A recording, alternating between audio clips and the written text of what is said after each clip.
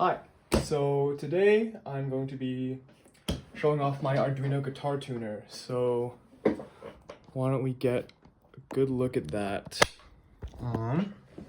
So as you can see here, we got LCD screen, button, LED, microphone, and we have a pot back here which controls the brightness of the screen. And this is made entirely with Arduino. So what we can do here, it's prompting us to push the button. So the tuner is on, and then as you can see, got the mic here, it's detecting my voice, and it is showing the note that it thinks I'm, or the frequency it thinks I'm talking at. So why don't we grab a guitar here, then I'm gonna, as you can see, E2, that's the low E,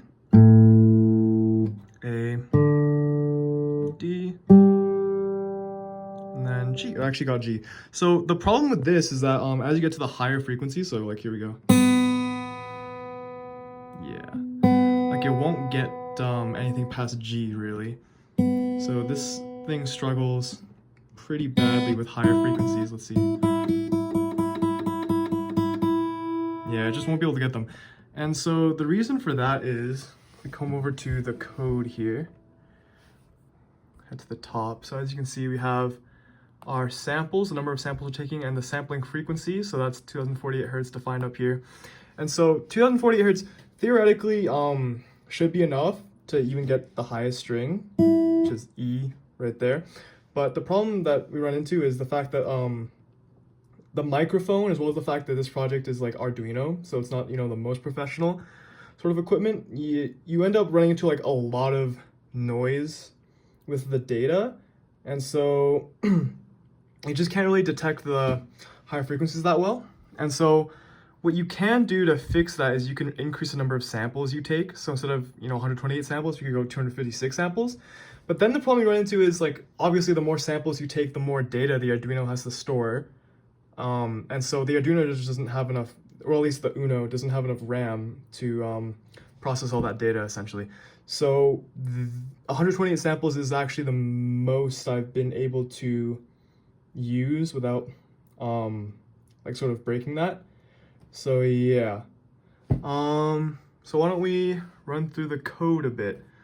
It is sort of long and a little boring, but essentially what happens is when you push the button, you turn the tuner on and you indicate that you want the mic to start taking in audio data. So then when the mic gets the audio, what happens is, let's just go past all this.